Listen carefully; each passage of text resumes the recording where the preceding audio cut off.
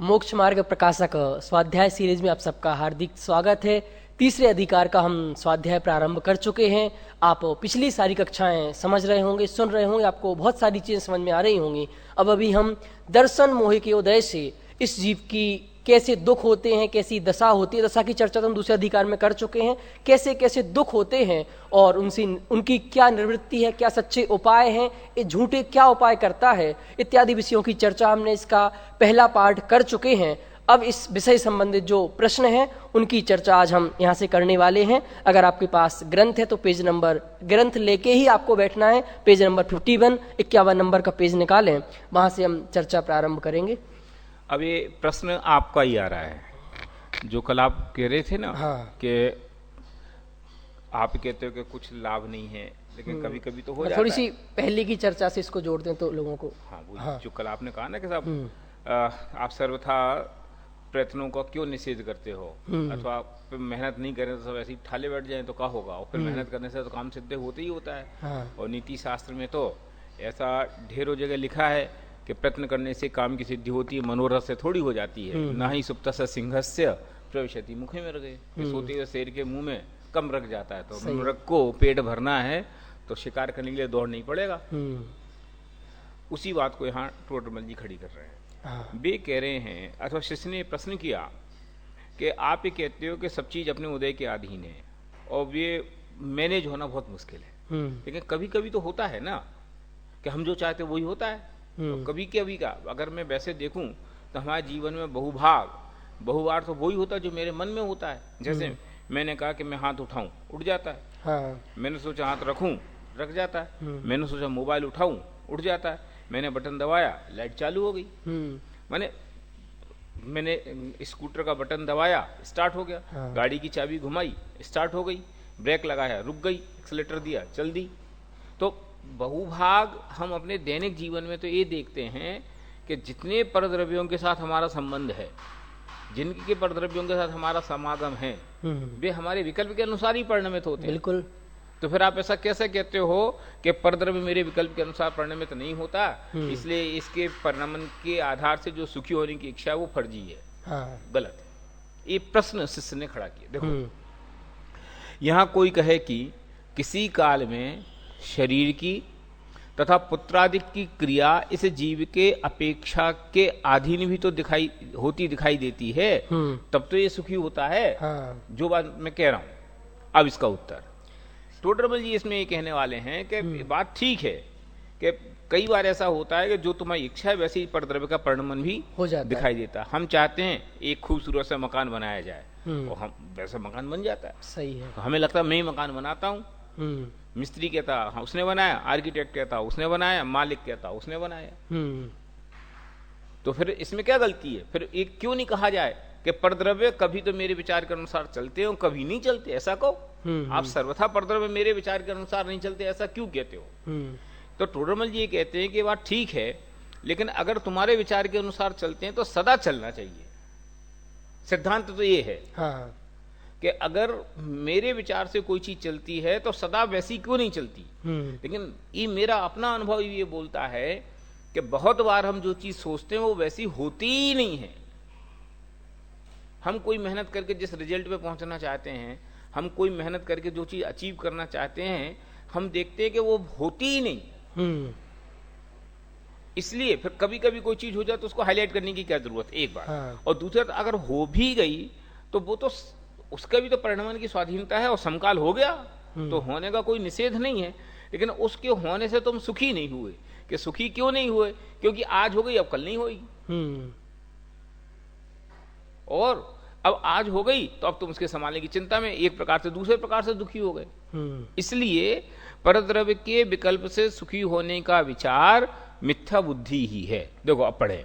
यहाँ एक प्रश्न आपने बात कह दी कि पर हम पूरी दुनिया में देखें, आज दुनिया के पूरे मोटिवेशनल स्पीकर को उठाएं, दुनिया की जो अच्छी बुक्स हैं उनको उठा के देखें, और जो अच्छे अच्छे लोग, पॉपुलर लोग माने जाते हैं, उनकी बात माने तो वो ये कहते हैं अगर आप सपना नहीं देखोगे, अगर आप इच्छा नहीं करोगे, आप एक ड्रीम तैयार नहीं करोगे तो काम नहीं होगा। मतलब आपको इच्छा करनी पड़ेगी, आपको एक सपना देखना पड़ेगा, आपको एक विकल्प करना पड़ेगा, तभी काम होगा। तो वो तो प्रेरित ही इस चीज के लिए करते हैं कि आप विकल्प देखो। और हम बहुभाग ये देखते हैं कि जो लोग सपना देखते हैं, जो ड्रीम देखते हैं, उन्हीं के काम सक्सेस होते हैं। वो भी यही सिखाते हैं, जो सोचेगा वही बड़ा बनेगा, जो नहीं सोचेगा उसके हाथ में तो आएगा नहीं। तो सोचेंगे तभी तो काम होगा। आपने प्रश्न बहुत अच्छा उठाया है। देखो, वो जो कहते हैं, अगर हम उनके चश्मे से इस बात को देखें तो 100% सही, इसमें हमें कोई एतराज नहीं है। सही है। कोई चीज सोचोगे तो ही तो आगे बढ़ोगे। कोई विद्यार्थी सोचे कि उसको डॉक्टर बनना है तो ही वो बायोलॉजी लेगा, तभी तो बनेगा, तो ही वो नीट का एग्जाम देगा, तो ही वो MBBS में प्रवेश लेगा, तो ही वो डॉक्टर बनेगा। सोचेगा ही नहीं तो अपने मन से थोड़ी बन जाएगा। एक बात, लेकिन मैं ये कह रहा हूं कि परद्रव्य मेरे विकल्प के अनुसार नहीं चलता, इस बात का सोचने से कोई रिलेशन ही नहीं है। हम ये कब कह रहे कि आप सोचो मत, लेकिन मैं तो दूसरी बात कह रहा हूं कि सोचना या ना सोचना भी हमारे हाथ में नहीं है। क्यों नहीं है? जब हम सोचते ये तो भवितव्य के अधीन है। जो काम होना है विचार अपने आप उसके अनुसार ही होता है। अच्छा। और रही बात सोचने की और सोचने के साथ से काम करने की, तो मैं कहता हूं जो सफल लोग हैं उनने भी सपने तो कितने देखे थे, लेकिन सपने पूरे कितने हुए। आखिरकार आप अगर अभी देखो कि उन्होंने 100 चीजें के लिए बदलने की इच्छा करी थी, तो बदली तो उसमें से 2 या 4 चीजें, बाकी चीजें तो फेलियर तो वे भी नहीं गिनते। तो फेलियर क्यों नहीं गिनते कि यार वो हमारे कंट्रोल में, माने जो हो गया वो मेरे कंट्रोल में। जो मैंने कल बड़े दादा की कहानी से बात कही थी कि 3 तो अच्छे होगा और 1 खराब हो गया, तो जो अच्छा हो गया वो मेरे कारण हो गया, और जो बुरा हो गया वो उसके कारण हो गया। ये न्याय सही नहीं है।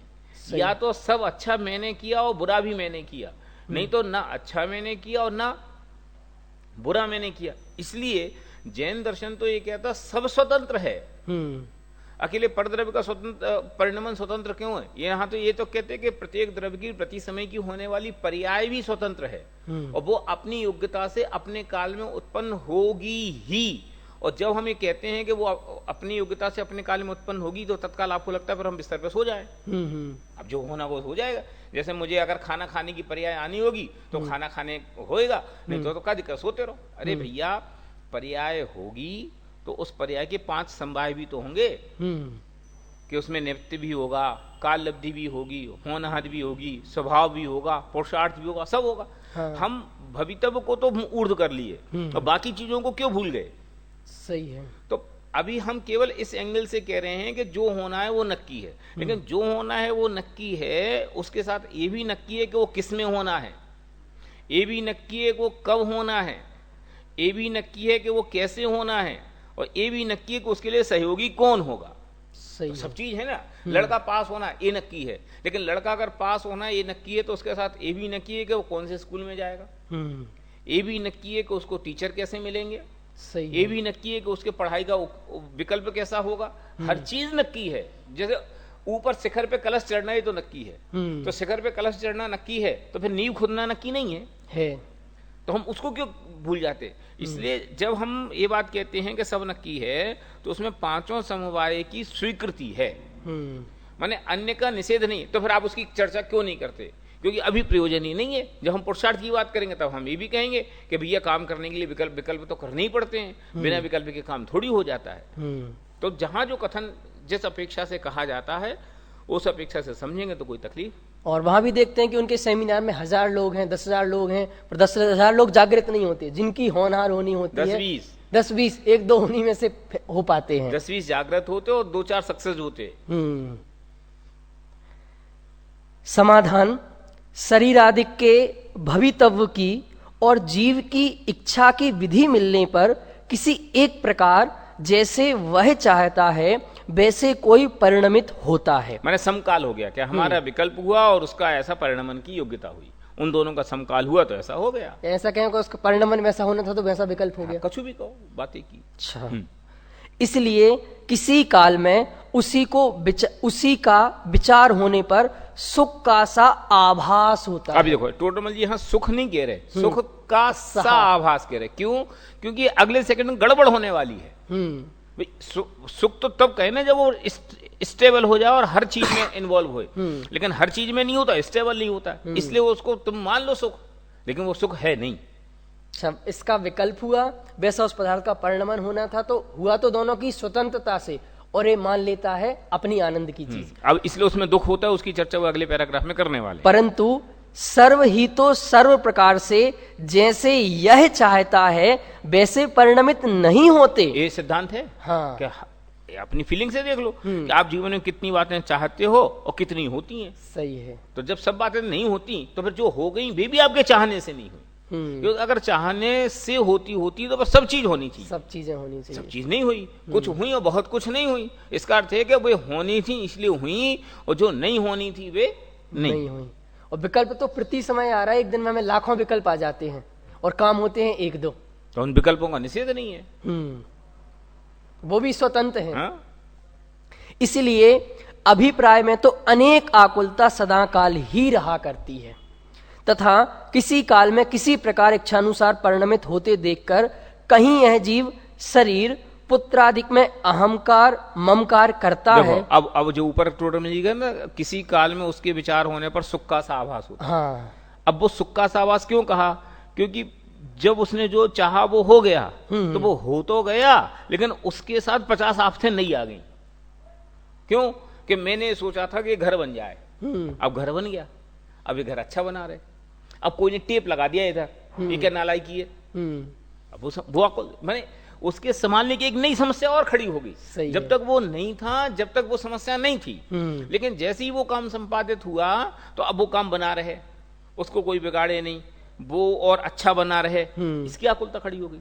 इसलिए वो काम होते ही उससे एक और नई बहुत सारी समस्या पैदा हो गई। इसलिए वो सुख का सा आभास है, क्योंकि वो दुख का बीज हो गया। अच्छा भाई समझ लो, जब तक कोई की शादी नहीं हुई तो उसको दुख का है कि शादी हो जाए, एक दुख है। ठीक है, अब शादी हो गई, अब दुख की बौछार आ गई। अब 50 बातें खड़ी हो गई ना साथ के साथ, कि साहब ससुराल का विकल्प क्या है, मायके का विकल्प क्या है, बच्चों का विकल्प क्या है, पत्नी का विकल्प क्या है, माँ का विकल्प क्या है, पिता, कितनी बातें।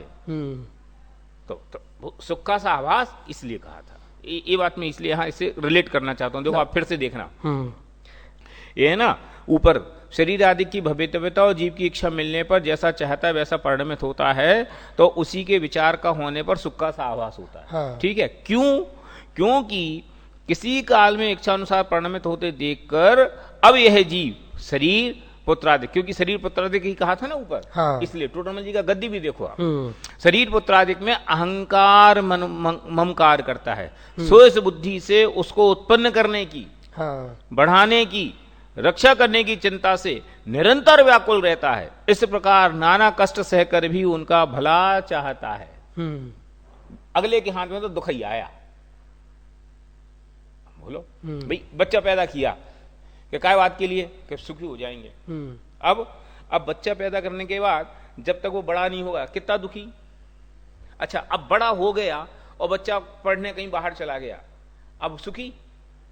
कितना औपचारिक सुख है कि जरूरी नहीं कि तुम्हारे आज्ञानुसार बना रहे, तुम्हारा विरोधी हो जाए। होते हैं ही, लेकिन अब में तो सब कुछ अनुकूल बना रहे। वो माता पिता को भगवान माने, लेकिन वो कहीं और है और हम कहीं और हैं। लेकिन हमारे दिमाग में सुख कैसा है? मेरा लड़का बड़ा आदमी, मेरा लड़का बड़ा आदमी, और वो बड़ा आदमी को चाटूं। सही भाई, उसके बड़प्पन का मजा उसके माँ बाप को क्या मिल रहा सिवाय विकल्प के? कुछ नहीं। क्यों? उसका जितनी पैसा है इनको चाहिए नहीं, उसका जो प्रभाव है उससे इनको कुछ लाभ है नहीं, उसकी जो हैसियत है उस हैसियत से इनको क्या है? कुछ नहीं। अब अगर मैं इसको ऐसे थोड़ा उल्टे डायरेक्शन से कहूं, नरेंद्र मोदी प्रधानमंत्री बन गए, अब उनकी अम्मा को कहा है कुछ नहीं सिवाय इस औपचारिकता के कि मेरा बेटा प्रधानमंत्री है। अब जो अम्माएं ऐसा मानती हैं वे तो अपने आप को चौड़ा सकड़ा होती हैं, ये नहीं मानती तो उनको कोई फर्क नहीं होता। कई बार ऐसा होता है कि नहीं होता है? हम जबरदस्ती के अभिमान में डोल रहे। तो ये ना कि प्रतिकूल काम हुआ, मन के अनुकूल नहीं हो तो दुख है ही है, लेकिन अनुकूल काम हो जाए, मन के विचार के अनुकूल काम भी हो जाए, तो उसको संभालने की, उसको बढ़ाने की, उसकी रक्षा करने की आकुलता में भी निरंतर आकुलता ही रहती है। और नाना प्रकार कष्ट सहकर भी उनका भला चाहता है। ये तो बहुत स्पष्ट है कि जिंदगी भर फिर अम्मा यही कहती बड़े होकर कि बेटा हम गीले में सोए, तुम्हें सूखे में सुलाया, हमने पेट काट के तुम्हें भरपेट खिलाया, कर्जा लेकर के हमने तुम्हें पढ़ाया, वो आज तो हम उसका ये फल दे रहे हो। ये है कि नाना प्रकार के कष्ट सह करके भी उसका भला चाहता है। ये तो मैं एक पर्टिकुलर चीज पे कह रहा हूँ, आप हर चीज पे तो लगाओ। जिसने समाज सेवा करी उसने कितने कष्ट सहे, दिन रात घूमता रहा समाज में, खाना नहीं पीना कोई ठिकाना नहीं, रहने का कोई ठिकाना नहीं। ये तो अपन जो सोशल फील्ड में भी समझते हैं, लोगों को तो ये लगता है कि क्या ये इनके मजे हैं कि इतने आदमियों के साथ रहते हैं, गाड़ी आ रही लेने छोड़ने आ रही, रहने के लिए बड़ी, पर रोज घर बदल रहा, रोज खाना बदल रहा, रोज लोगों के संपर्क बदल रहे, ये कोई आसान काम है? और फिर भी अच्छा, फिर बाद में इतना सेक्रीफाई किया और फिर बाद में क्या किया, सोचो। ये आप हर चीज पे लगाओ कि ये हुए तो नाना प्रकार के कष्ट सह करके भी उनका कितनी तकलीफ हुई, लेकिन उसके बाद क्या उसका हासिल क्या हासिल ये कि भैया कोई किसी का सुख दुख का करता नहीं है, कोई किसी को सुखी दुखी ना बना सकता ना करा सकता। और ये जो सुख है, ये सुख नहीं है, सुखाभास है, सुख का आभास है। तथा जो विषयों की इच्छा होती है, कसाय होती है, बाह्य सामग्री में इष्ट अनिष्टपना मानता है, अन्यथा उपाय करता है, सच्चे उपाय की श्रद्धा नहीं करता, अन्यथा कल्पना करता है, सो इन सब का मूल कारण एक मिथ्या दर्शन है। अब आप यहाँ रुको कि ये समस्या पैदा क्यों हो रही? क्योंकि चश्मा काला चढ़ा है। जो अपन ने कही थी मिथ्या दर्शन माने क्या? हाँ। जैसी वस्तु है वैसा नहीं देखना, जैसी वस्तु नहीं है वैसा देखना। माने हमने आंखों पे काला चश्मा चढ़ा के दुनिया को सफेद देख रहे, काला देख करके दुखी हो रहे, रोते पीटते रहो। क्या करें? सुखी होने का उपाय क्या है? तो कि सुखी होने का मार्ग एक चश्मा उतार। तो ये कि विषयों की इच्छा, कसाय, बाह्य सामग्री में इष्ट अनिष्ट की मान्यता, अन्यथा उपाय की प्रवृत्ति, सच्चे उपाय की अश्रद्धा, अन्यथा कल्पना, इन सब का कारण क्या? माने ये जो एनालिसिस की ना टोटमल जी ने अभी तक, ये सब उपसंहार रूप में यहाँ आ गई। तो इन सब का कारण क्या? कि इसका कारण है कि मिथ्या दर्शन। जब तक परद्रव्य में एकत्व मत कर्तव्य भोक्तृत्व की बुद्धि रहेगी तब तक ये विचार रहेगा। और जैसे ये बुद्धि गई, वो मुंडा जंगल में सुखी कैसे, भरत जी घर में बैरागी कैसे? इससे कि ये गया तो सारी दुनिया सफेद दिखने लग गई, चश्मा काला हटा तो उसकी दुनिया दुनिया थोड़ी काली हो गई थी। काला तो चश्मे में था, अब चश्मा हट गया तो क्या होगा? सुखी होगा। इन्हीं सेंटेंस को सही से पढ़ें तो वही सुख के कारण हो जाएंगे। जैसे विषयों की इच्छा से दुखी हो रहा है, विषयों की इच्छा नहीं होगी तो सुखी हो जाएगा।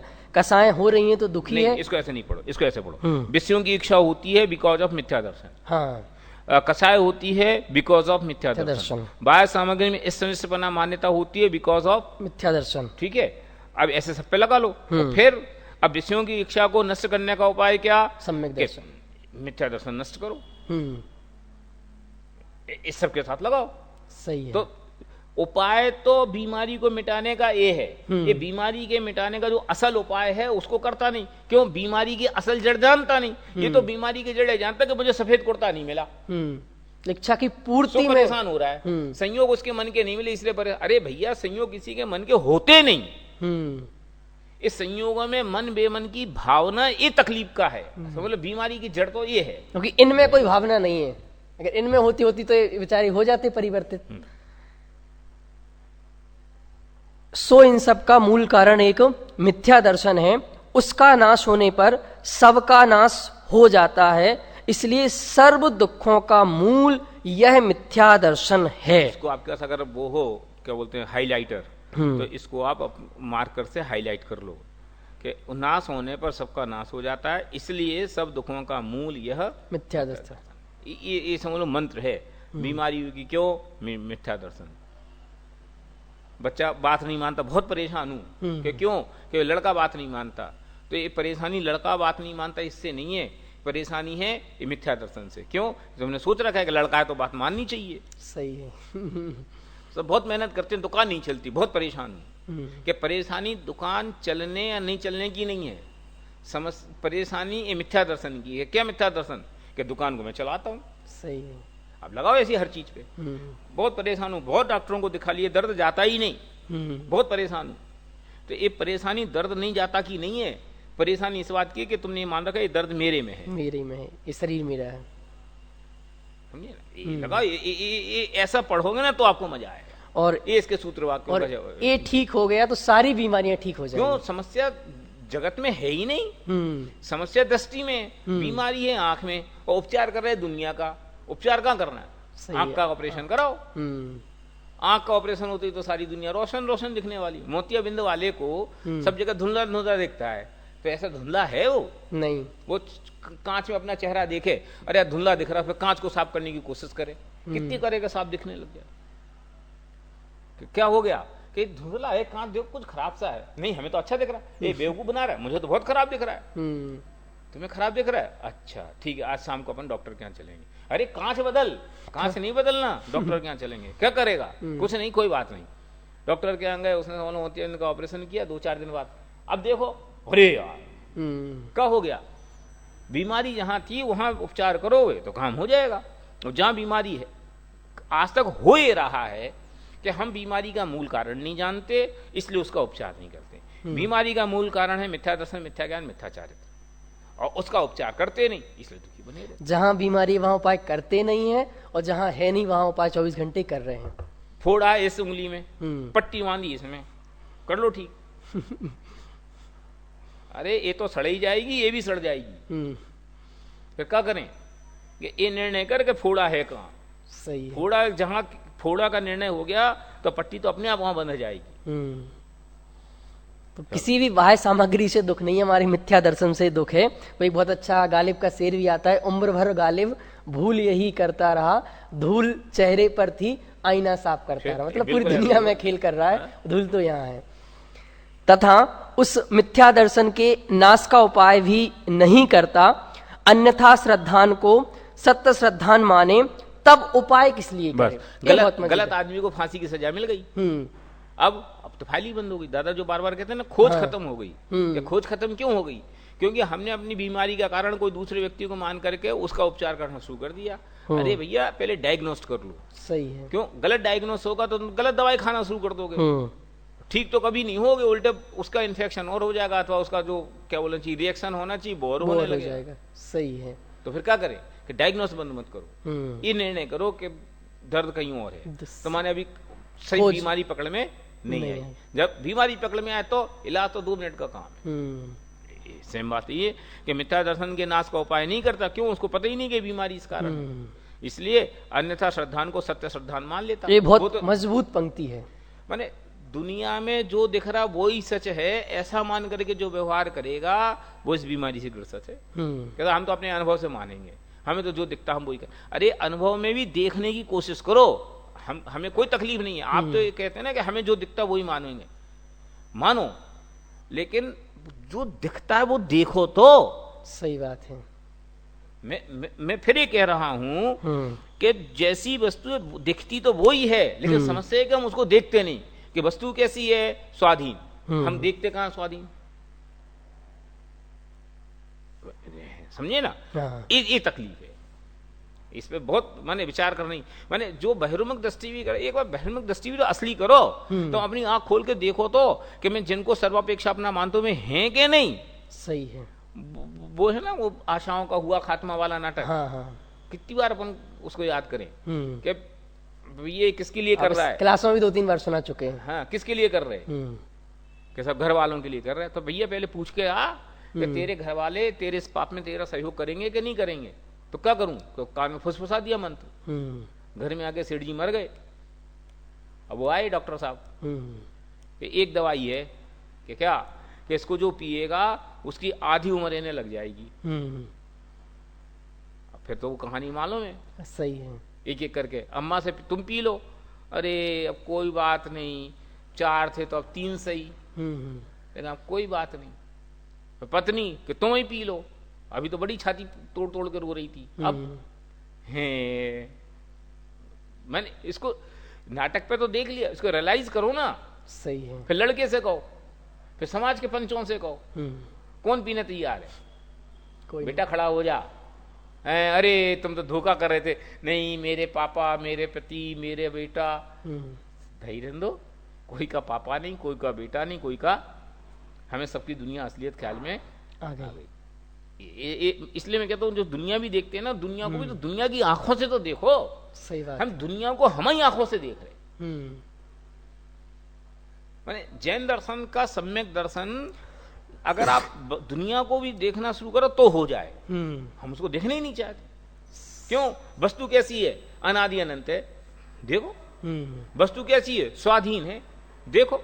वस्तु कैसी है? अपना काम करने में स्वतंत्र है, देखो। और ये हमें रोज महसूस होता है, हर काम में महसूस होता है, हर क्षण महसूस होता है, लेकिन वो महसूस को हम एक्सेप्ट नहीं करते। वो हम एक्सेप्ट क्या करते? मेरे चलाने से कार चल रही, मेरे चलाने से घर चल रहा, मैं नहीं होऊंगा तो घर नहीं चलेगा। चलो पिताजी बड़ी उम्र में मरे तो कोई बात नहीं, पर जवानी में मर गए तो सब कहते भैया घर बिखर गया। घर बिखर गया? क्या चीज डिस्टर्ब होती है? अरे तुम चीज, मैं कह रहा हूं अगले सेकंड से कौन सी चीज बिगड़ जाती है, ये बताओ। और ये बात हम सब सेकंडों में गहराई से अनुभव करते हैं, इसमें कोई शास्त्र नहीं चाहिए, मानते कहां है? इसका नाम है अन्यथा श्रद्धान को सत्र श्रद्धान माने तो उपाय किस लिए करे। अब तुमने अपनी आंखों में पट्टी बांध रखी और फिर कहो कि नहीं सारी दुनिया में अंधेरा है, अंधेरा है, अंधेरा, लाइट जलाओ रे, लाइट जलाओ रे। इस ढोल बजाने से कुछ नहीं होगा। वहां तो लाइट जली हुई है। फिर तो लाइट जलाओ रे कहने की बजाय ये खोलो। सही है। दादा इसको कई बार ऐसा कहते हैं कि जो सो रहा हो उसको जगाया जाए, लेकिन जो सोने का बहाना कर रहा हो, नाटक कर रहा हो, उसे नहीं जगाया सकता। क्यों? सो ही नहीं रहा, वो आंखें बंद की है। ऐसे ही जो सत्य श्रद्धान को जानना चाहे उसको सत्य श्रद्धान हो जाए, और जो नहीं यही सत्य है उसका क्या करे। सही है। जो सो रहा हो उसे उठाया जा सकता है, जो सोने का नाटक कर रहा हो उसे कभी नहीं उठाया जा सकता। ये बहुत मार्मिक को मनन करने लायक बातें हैं, आप बार बार विचार करो। तथा संगी पंचेंद्री कदाचित तत्व निश्चय करने का उपाय विचारे, वहां अभाग्य से कुदेव कुगुरु कुशास्त्र का निमित्त बने तो अतत्व श्रद्धान पुष्ट हो जाए। अभी संगी पंचेंद्री क्यों कहा? क्योंकि ये रास्ता केवल यहीं खुलता है। सही है। जब तक मन नहीं है, जब तक तत्व विचार हो ही नहीं सकता। माने विशुद्धि लब्धि क्षोक्षम लब्धि की योग्यता ही नहीं आई। इसलिए संगी पंचेंद्री को खड़ा किया। माने आसेनी तक तो इसे बोलना चाहिए 3 प्रकार की भी है ना, वो माने भोग 3 प्रकार की वो है ना, चेतना है, ज्ञान चेतना, कर्म चेतना और कर्म फल चेतना। तो यहाँ तक तो कर्म फल चेतना ही है। जो कर्म का उदय सो भोग रहे, जो कर्म का उदय सो भोग रहे। पेड़ बन गए सो पेड़ बन गए, आग बन गए सो आग बन गए, चीटी बन गए सो चीटी बन गए, हाथी बन गए तो हाथी बन गए। अब पंचेंद्री बने तो कदाचित मन आया तो थोड़ा सा क्यों कैसे कर्म चेतना कर्म फल चेतना ज्ञान चेतना विकसित होने का रास्ता खोला। तो अब क्या हुआ कि वहां अभाग से कुदेव कुगुरु को शास्त्र करने में तो बन गया। तो पहले ही मरे थे और फिर डंडा और मार लिए। वो है वो मैंने एक पद की चर्चा की थी कि अंध असूझन की अखियन में झोंकत है रज राम दुहाई। वो मैं मिल गया था मुझे पद में, आज फिर भूल गया। हमें क्या मालूम आज याद करूँ, नहीं तो मैं लेके आता। मेरे पास भी था, मैंने आपको भेजा था। हाँ, कि अंध असूझन की अखियन में झोंकत है रज राम दुहाई। कि पहले ही तो आंखें खराब हो रही थी और डॉक्टर के पास गए कि डॉक्टर साहब आंख खराब हो रही, दिखाई नहीं देता, तो आ बेटा इधर आ। कि क्या करे? कि मिर्ची और पटक दी। अब कब दिखेगी? तो और नहीं दिखेगा कुछ।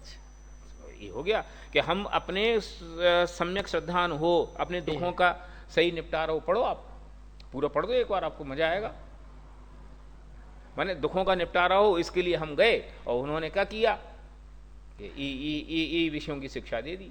राग उदय जब अंध भव सहजे सब लोगन लाज गवाई, सीखो बिना नर सीख रहे विषयादिक सेवन की सुधराई, तापर और रचे रस काब कहाँ कहिए तिनकी निठुराई, अंध सूझन की अखियन में झोंकत है रज राम दुहाई। अंध सूझन की अखियन में, कि पहले तो आंखें खराब थी और फिर डॉक्टर के पास गए तो उन्हें दवाई के नाम पे मिर्ची और डाल दी। कि पहली आंखें फूटी थी, सही होती, अब उसको परमानेंट रास्ता और खराब हो गया। बिल्कुल यही बात है कि तत्व विचार का उपाय के लिए विचार के लिए गया तो कुदेव कुगुरु को शास्त्र मिले कि महाराज दुखी हूं, कि क्या करूं?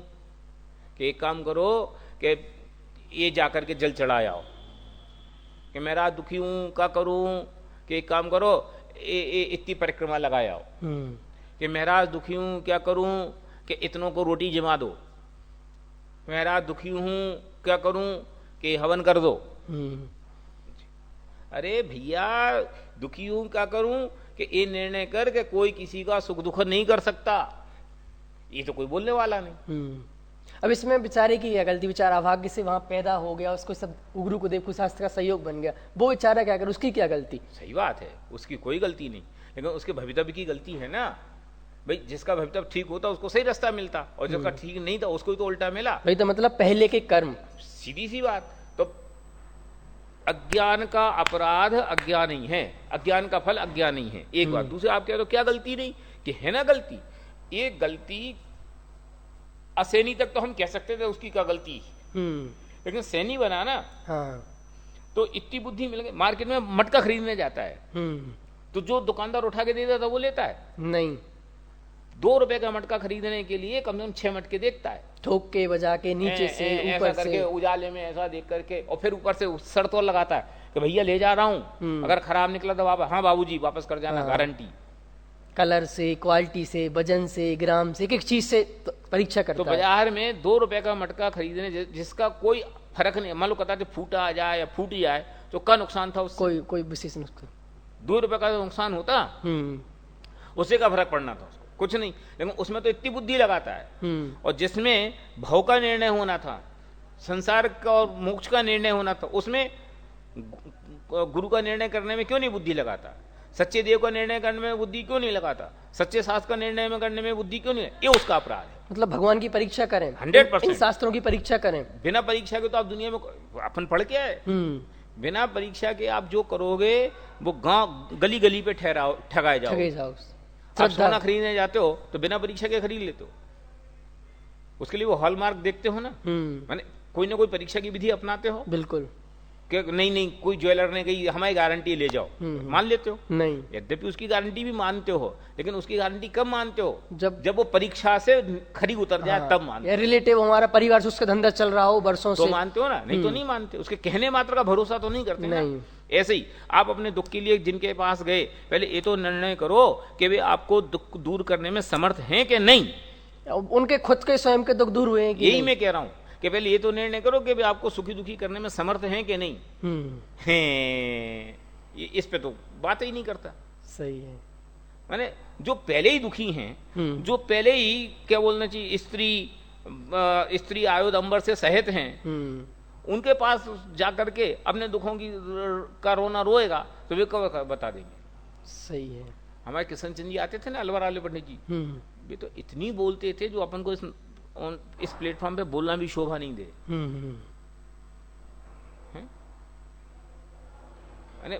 इतना उसको धर्म से।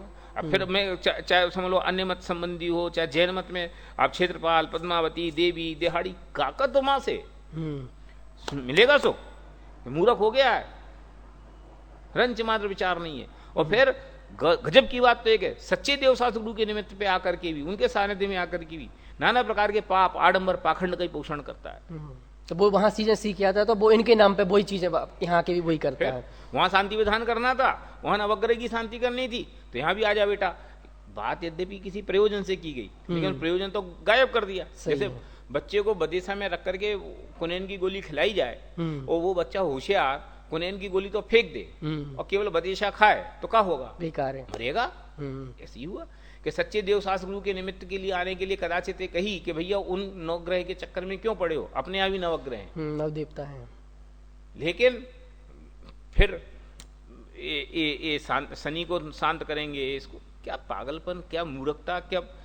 मैं इस बात का बिल्कुल होड़ नहीं मचा रहा हूँ, इस बात से बिल्कुल कंट्रोडक्टरी नहीं करता हूँ कि वे करेंगे कि नहीं करेंगे, लेकिन मैं कह रहा हूँ कि वो जो हो रहा है वो तुम्हें पुण्य पाप के उदय के अधीन हो रहा है, इसका भरोसा क्यों नहीं है? सही है। खैर हम इस बात में भी बहस कर सकते हैं कि वे नहीं करते, क्योंकि हम उस झगड़े में नहीं आना चाहते। सही है, लेकिन वो तो स्पष्ट दिख ही रहा है, नहीं करते, उसमें क्या बहस करना। फिर भी नहीं समझ में आता किसी को, ये अभाग है। अब और दूसरा ये भी मैं फिर कहता हूँ, इस विषय पर आप जितना बोलो ना उतना कम है, फिर वही चक्कर होता है कि फिर अपना प्रकरण। दूसरा अपन ये अभाग भी कह सकते हैं कि एक बार आपको निमित्त से देवशास्त्र गुरु का सहयोग मिला, जिनवाणी का सहयोग मिला, तो आपने रुचि पूर्वक इसकी विनय नहीं की, इसकी श्रद्धा नहीं की, इसको नहीं पढ़ा, इसकी उपेक्षा की, तो वहां जाके फिर वहां पैदा हो जाए, ठगाए गए। बिल्कुल। वहां अभाग्य से कुदेव कुगुरु कुशास्त्र का निमित्त बने तो अतत्व श्रद्धान पुष्ट होता है। वह तो जानता है कि इनसे मेरा भला होगा। जैसे कोई ठग होता है ना, ठग बस में मिल जाए, हाँ। उसको पता चलेगा तुम्हारी जेब में माल है, तो वो ऐसे ऐसे व्यवहार करता है जैसे पक्का हितैषी हो। सही है।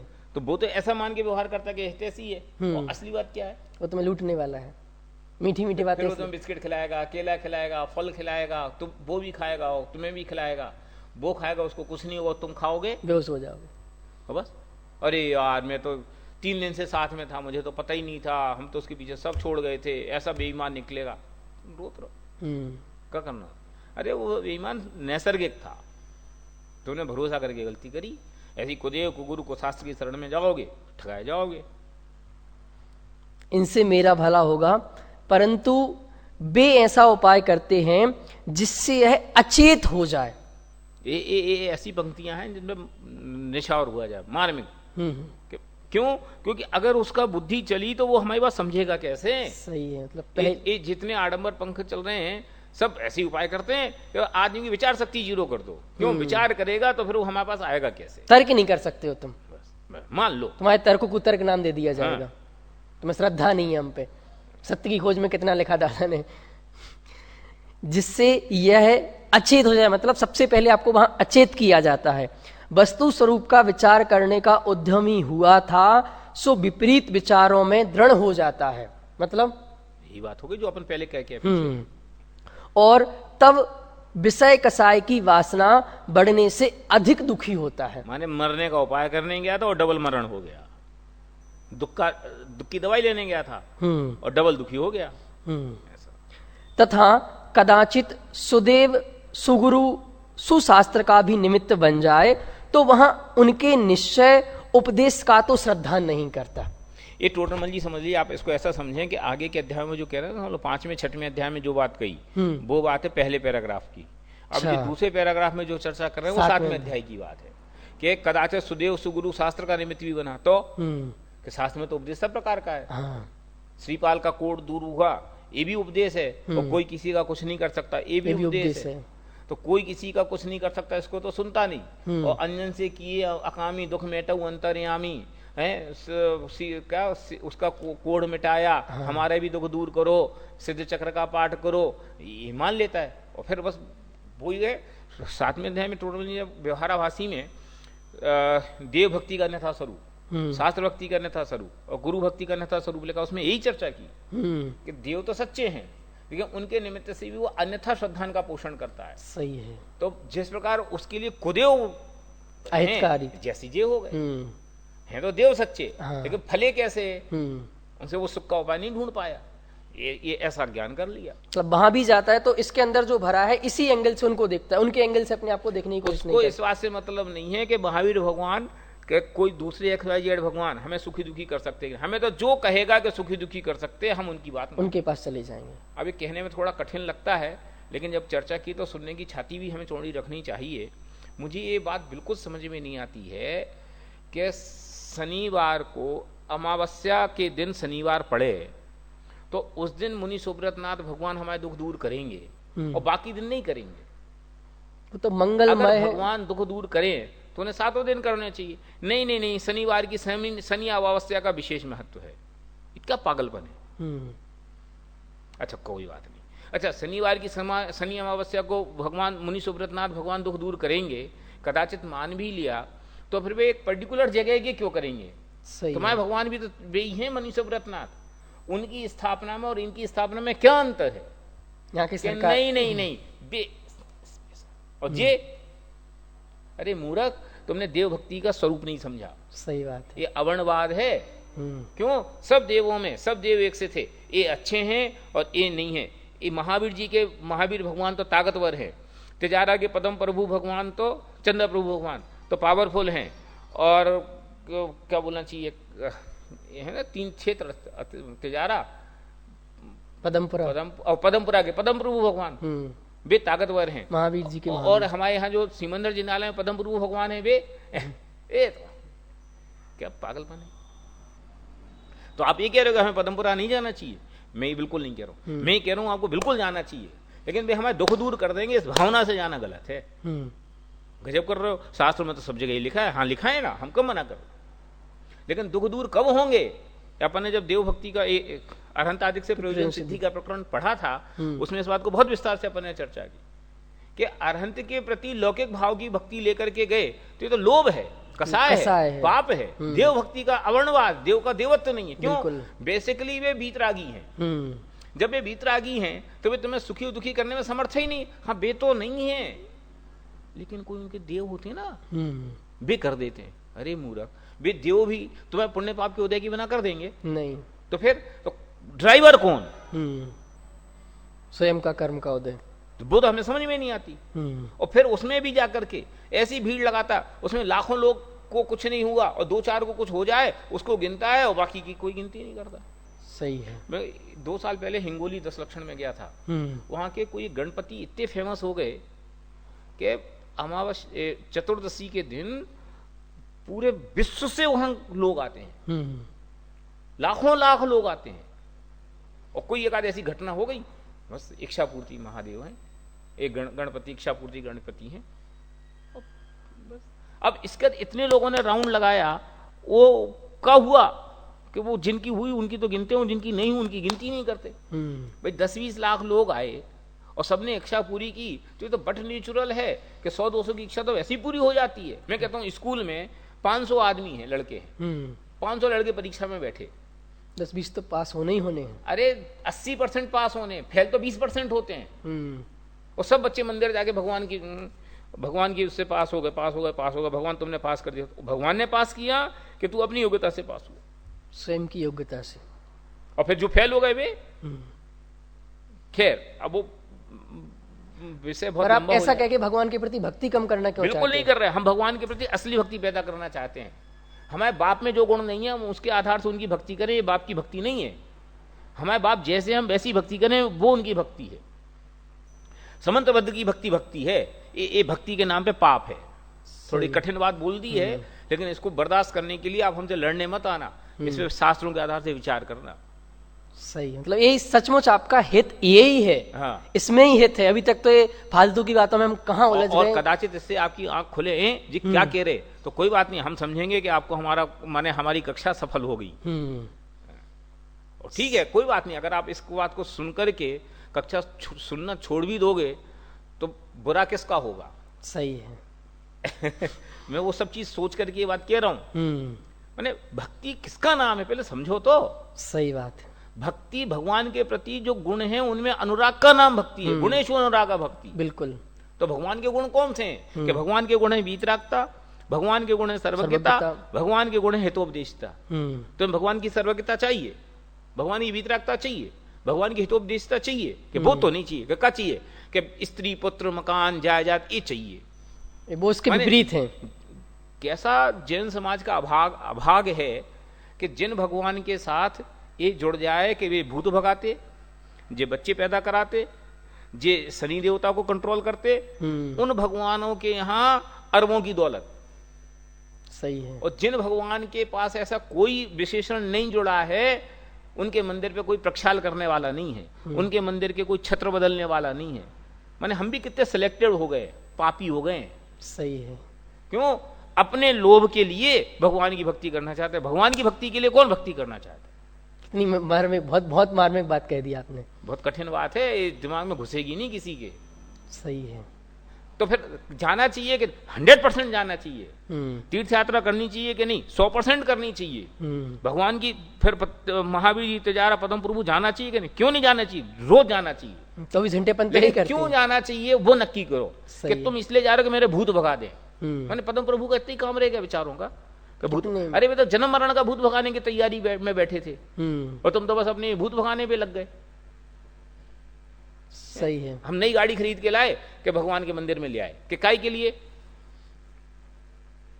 एक्सीडेंट ना हो जाए। तो फिर नहीं लानी चाहिए, 100% लानी चाहिए। क्यों नहीं लानी चाहिए? माने नई गाड़ी मंदिर में लाना पाप नहीं है। हमारे घर में शादी हुई, हम मंदिर में जाके भक्ति करें, ये पाप नहीं है। लेकिन हम शादी के पहले भक्ति क्यों कर रहे हैं, शादी के बाद भक्ति क्यों कर रहे हैं, गाड़ी लाने के बाद मंदिर के में क्यों आ रहे हैं, इसके क्यों से उसका निर्धारण होगा कि वो भक्ति सच्ची है कि झूठी है। हमारे घर में कोई अच्छा होता तो हम अपने बड़े लोगों के पास जाते हैं ना आशीर्वाद लेने। हमें गाड़ी आई, हमें अच्छा लगा, कोई बात नहीं, हम भगवान के पास आए, क्यों नमस्ते करने नहीं आ सकते? बिल्कुल हम अपने पूज्य पुरुषों के पास क्यों नहीं जाएंगे? और बल्कि मैं तो ये कह रहा हूं कि वहां जाकर के हमें भेद ज्ञान की भावना चित्त में आए, ये क्या है, इसमें क्या दम है, ये तो पुण्य के उदय का खेल है, आज है कल नहीं है। सही है। ये विचार के लिए जाना चाहिए। नहीं भगवान तुम्हारे यहाँ लाए हैं और स्टेयरिंग पे वो तुम्हारा धागा बांध देंगे ना तो वो स्टेयरिंग खराब नहीं होगी, वो ब्रेक पे बांध देंगे तो ब्रेक फेल नहीं होगा। क्या पागलपन है। कितना स्वतंत्र परिणाम है दोनों का। चलो ये इस पे आप बोलेंगे तो बहुत बहुत बात बोली जा सकेगी। और इसमें एक बहुत मजे की बात की, आपने वहां जाके 1 रुपए मतलब एक चीज मांगी, ना जाने आपको कितना बड़ा पुण्य का उदय था, कितना सारी चीजें मिलने वाली थी, जहां से आपको सब कुछ मिल सकता था, पूर्ण सुखी हो सकते थे, वहां पे तिनके वाली चीजें मांगकर अपने आप को दुखी कर रहे हैं।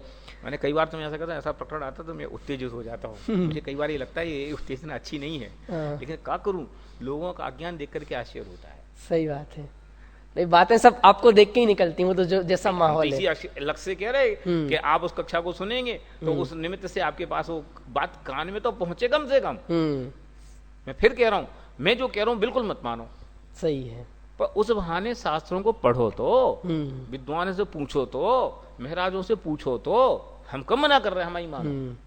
एक दूसरा पक्ष एक विचार तो करो, उस पर एक बार चर्चा में तो लाओ, और फिर निर्णय जो होना होगा। सही फिर मैं कह रहा हूँ भवितव्य के आधार से जो होना होगा, तुम्हारी सुलटने की भवितव्यता होगी तो समझ में आएगी, और नहीं होगी तो उसमें क्या आनंद भाव, एक भाव और जाएगा। अभी तुमने विचार ही खत्म कर दिया, विचार ही लाना नहीं चाहते, विचार को ही मार दिया है, तो कैसे काम चलेगा। तथा कदाचित सुदेव सुगुरु सुशास्त्र का भी निमित्त बन जाए तो वहां उनके निश्चय उपदेश का तो श्रद्धान नहीं करता, व्यवहार श्रद्धान से अतत्व श्रद्धानी ही रहता है। माने जो निमित्त की अपेक्षा से कथन किए गए उनको सर्वथा मानता है, और जो उपादान या निश्चय की अपेक्षा से कथन किए गए उनको नहीं मानता। सही है। वहां मंद कसाय हो तथा विषय की इच्छा घटे तो थोड़ा दुखी होता है, परंतु फिर जैसे का तैसा हो जाता है। इसलिए यह संसारी जो उपाय करता है वे भी झूठे ही होते हैं। माने कुदेव के निमित्त से भी झूठा और सुदेव के निमित्त से भी झूठा। तो फिर असली उपाय क्या है, इसकी चर्चा आगे के प्रकरण में आई। हाँ, परंतु जैसे का तैसा हो जाता है।